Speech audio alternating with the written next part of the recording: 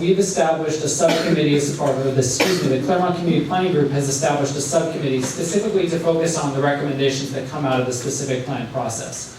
And the goal of the subcommittee is really to represent the larger community and stakeholder groups. So as Margie mentioned, and as the subcommittee members mentioned, there are a number of people who live in Bay Park who are here to represent and evaluate the proposals that are presented by the community and by the city through the process.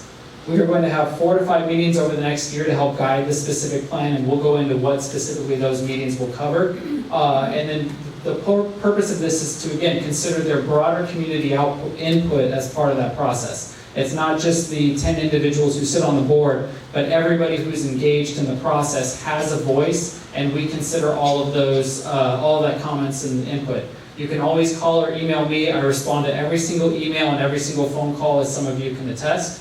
And we will continue to conduct an open and transparent process. Every single one of these subcommittee meetings is open to the public. They will be held in a public place, and they will be noticed consistent with the Brown Act. So at least 72 hours in advance, an agenda will go out and the community will have a chance to review and evaluate it.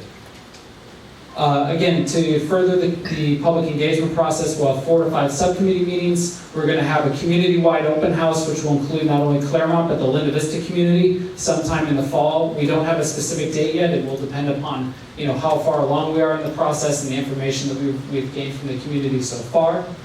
We will be giving regular updates to both the Linda Vista and Claremont community planning groups at their monthly meetings. But the primary focus of the review and engagement and discussion will occur at these subcommittee meetings as it relates to this process. And then finally, we have an online engagement forum called My Sidewalk. It was formerly My Mixer. That's linked to from the city's website, and it's an online tool where we're gaining feedback through polls. We've had a recent update in which you can post a picture of something that you want to see on the corridor or an area that you like that should be envisioned along this area. And we'll add more information on that as we continue to have this iterative engagement discussion. And with that, I'll turn it over to Brooke. Thanks. Good evening, everyone. I'm just getting over bronchitis, so hopefully you can bear with my voice a little bit. But as Michael mentioned, we're going to have 4 to 5 subcommittee meetings, and I just wanted to show you guys kind of the details and the key topics that we'll be discussing at those upcoming meetings.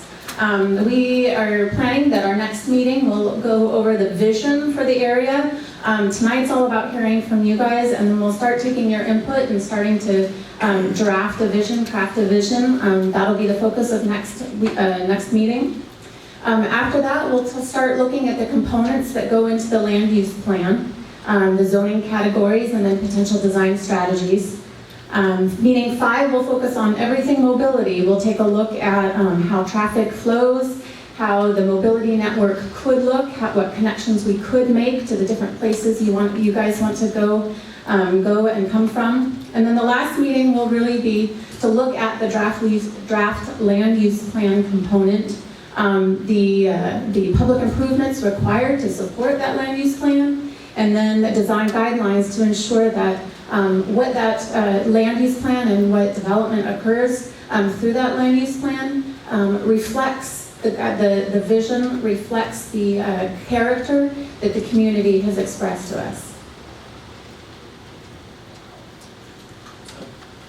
Just want to, before we go to public comment, I do just want to say a couple more things. So again, thank you all for coming out. As part of this process, again, we will create a detailed environmental impact report, and that will be reviewed and presented to the community, to the subcommittee, and then to the community planning group for their review and recommendation. Then we will go to the city council committees, the Smart Growth and Land Use Committee, as well as Planning Commission and City Council. Our goal is to be in front of City Council in early 2017. So we do have a fair amount of time to gather that input and start reviewing the different recommendations and beginning to analyze that. And with that, I will turn it over to Margie. Oh, excuse me, 1 second.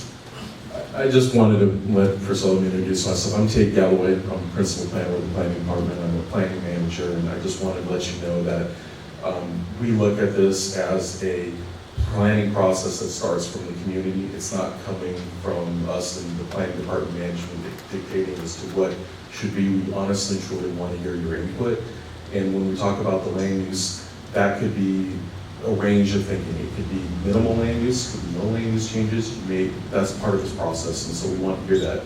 We also want to hear any improvements for bicycle, pedestrian, streetscape, things that you want to see what this corridor in your community could look like in the future, just changes to make it a more vibrant and walkable and pedestrian-friendly connection, especially when we think about the trolley coming in place. So I just wanted to keep that in mind, so let you know that it's by no means we're coming in with any sort of preset determination as to what this process could be or what the outcome will be.